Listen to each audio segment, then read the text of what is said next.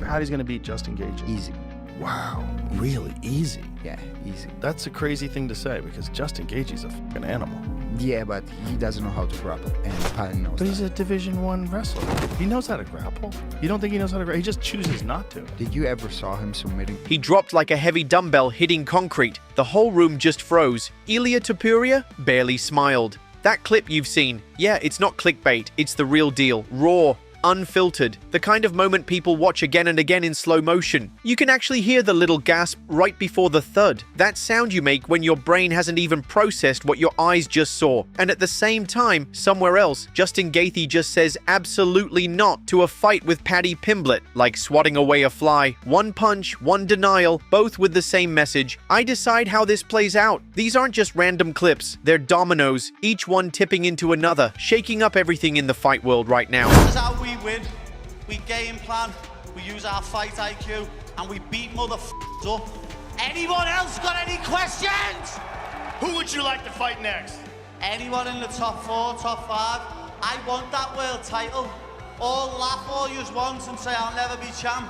Just like you said, I'll never... Follow the trail and you'll see that one punch and that one no are setting off shockwaves through matchups, rankings, and careers. So let's break it down piece by piece, because when you see how everything connects, the headlines finally start to make sense. And believe me, the next big twist, it's already pacing in the locker room. UFC 320 looks like a stack of lit firecrackers ready to go off. Magomed Ankalaev isn't holding back anymore. He's screaming online that this time Alex Pereira is going to sleep. No debate. You can still feel how much that last fight stung him. Right under that, Merab Dvalishvili is putting on the bantamweight belt and going up against Corey Sandhagen, the guy who calls himself the Sandman for a reason. People tend to fall asleep after his punches. And do you have a date yet? Is there a date set? There is no date yet, but it's gonna be in this year for sure. Then there's Jiri Prochazka versus Khalil Roundtree. Both recently beat Jamahal Hill, and now whoever wins likely gets the next title shot at light heavyweight gold. One keeps climbing, one hits a wall. You can almost see the nerves hiding behind those smiles in the promo shots. This card is loud, it's stacked, and every fight could shake up a whole division. But even with all that fire, the real explosion might be just around the corner. Two giants, Tom Aspinall and Cyril Gane, are finally going to collide. Tom's been chasing this fight like a dog chasing a bus that never stops. They tried to book it 4 times. 4 times it slipped through. Gane said no at first, then he was off filming a Netflix show. Yeah, a show. Plans changed again, and Curtis Blades stepped in instead. Feelings towards him,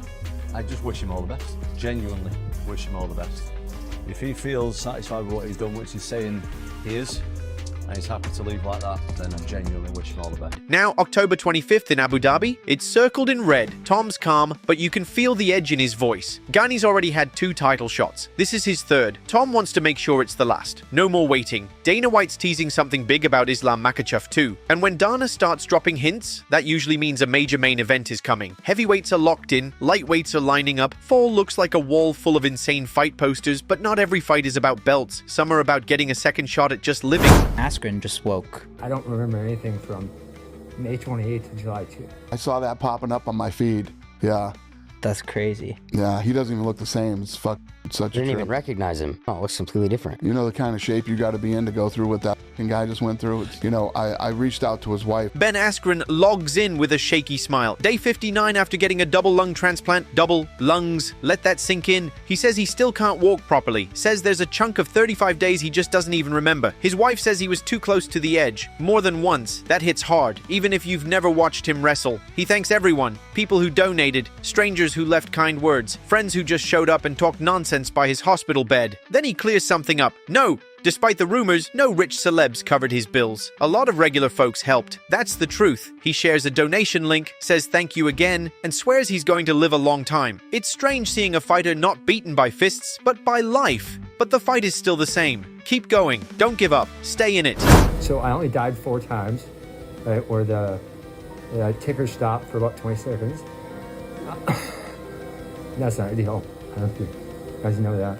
Wrestler and MMA fighter Ben Askren is sharing his shocking double lung transplant experience. And as Ben slowly takes steps forward, another warrior steps away. Dustin Poirier lays down his gloves with a quiet goodbye. He writes his letter to the game like a note left on a doorstep in the middle of the night. Simple, software real. He thanks fighting for letting a kid chase a dream. Thanks it for the wins, the pain, the lessons. Says he just wanted to find out how good he could be. But somewhere along the way, he found out that fighting isn't just a sport. It's life, it's truth, it's a mirror that doesn't lie. He doesn't know what's next, but like always, he'll walk into it the same way he walked into every fight. Chin up, eyes forward, no fear. This will be the last time I'm ever 155 pounds in my life.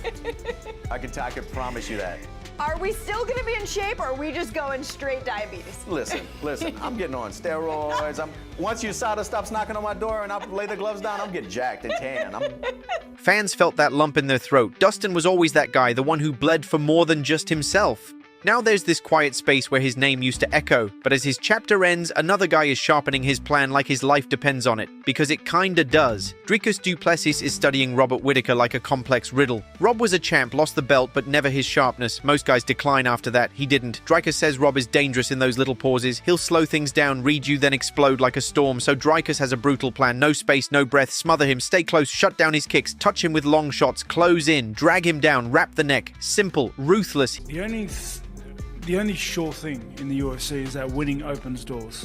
And, my focus, as you said, my focus is solely on this Saturday night, getting my hand raised, and I'll worry about the rest afterwards. He keeps repeating one thing. He can't just win. He has to finish Rob to get a title shot. That changes a fighter's mindset completely. No playing it safe, no coasting, no point fighting. It's kill or be forgotten. While Dricus is studying footage, Cody Garbrandt is out there launching verbal missiles at Sean O'Malley. Cody hears Sean's name and starts swinging with words. Says Sean can't wrestle, can't stop a real takedown, and got manhandled by Merab. Cody says he's been ready. He tags Dana White, tags Sean, and calls it a pay-per-view dream. Not just because Sean brings in the streaming crowd, but because Cody brings the brawl. There was a lot of hostility between you and the current bantamweight champion over the years. Is that like a gigantic carrot at the end of the... Oh, that's definitely. He's still the champion when it's my time to fight for the title again and regain the title, I should say. Then I'm happy with that fight because that's going to be a huge pay-per-view. Cody even jokes about Sean saying he'd quit after a loss, only to come back looking even worse. It's harsh, it's direct, and it's pure Cody. No filter, no break, just raw belief. He says it straight. Styles decide fights. And his style. It's poison for Sean's flashy moves. Cody wants the call, the contract, and the date. While that fire's burning, Tony Ferguson is in a different world now, lacing up gloves under bright lights that feel more like a TikTok stage than an octagon. Tony's about to box Salt Papi on August 30th at Misfits Boxing's Ring of Thrones. Yeah, that's real. El Kukui, the guy who once threw elbows like a mad artist, now boxing in a show where the crowd speaks in memes. At Media Day, he throws sharp jabs 1 second, looks stiff the next, and the internet watches every tiny move like it's a reality show. People ask if he should even be doing this. Tony doesn't care. Fighters chase the spark forever. If the UFC door closes, fine. There are other doors, other rings, other crowds that still want to watch chaos unfold. To Tony, a fight is a fight, even if the logo on the mat is from a YouTube channel, not a fight league. But while Tony's shifting lanes, the wildest drama this week spills straight from DMs to the public eye, and two legends are shaking their heads. Kamaru Usman and Henry Cejudo are watching as Paulo Costa posts what he claims are screenshots, messages from Khamzat Chimaev to Paulo's girlfriend. This isn't about punches anymore, it's about family. Usman says it flat out. Where's the line?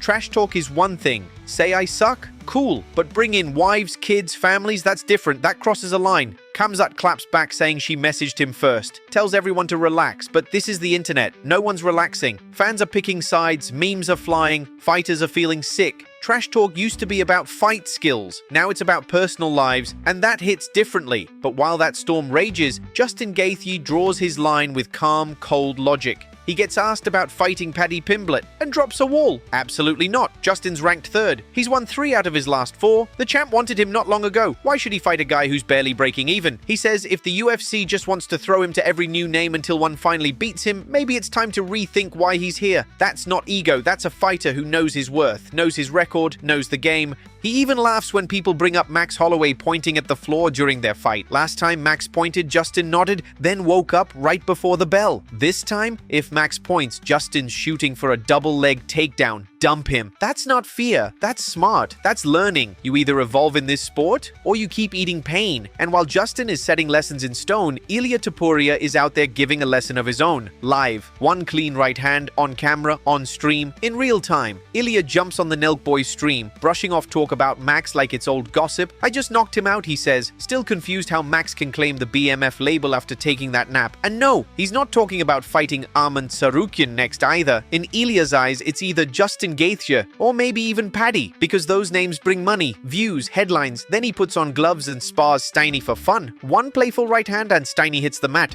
The room goes wild. Ilia barely reacts. That one punch, it becomes the moment. The clip, the thumbnail, the post you see everywhere, it proves what the title says. Ilia dropped someone brutally, and it wasn't fake. But zoom out a little. That punch, it's more than just a knockout. It's a symbol of who Ilia is now. A champion who moves like a hunter, talks like a king, and proves it with his fists. So we circle all the way back to where we started. One punch that shook a room. One no that shook up a matchmaking plan. A web of stories all tied together by pride, power, pain, and choice. Ilia showed teeth. Justin showed backbone. Ben showed heart. Dustin showed grace. Dricus showed strategy. Cody showed fire. Tony showed hunger. Usman and Cejudo showed concern for the soul of the sport. Every single person in this chain, they're chasing something. Some chase respect, some revenge, some just want another shot, some want to fix their legacy. But today was about Ilia's punch and Justin's no. Two moments that set the tone. Tomorrow, someone else will step up, grab the mic, land the shot. That's the truth about MMA. It doesn't rest, doesn't slow down, never runs out of twists. If you thought this chapter was wild, stick around. The next one's already walking toward the cage. And trust me, you'll want to see how hard it hits.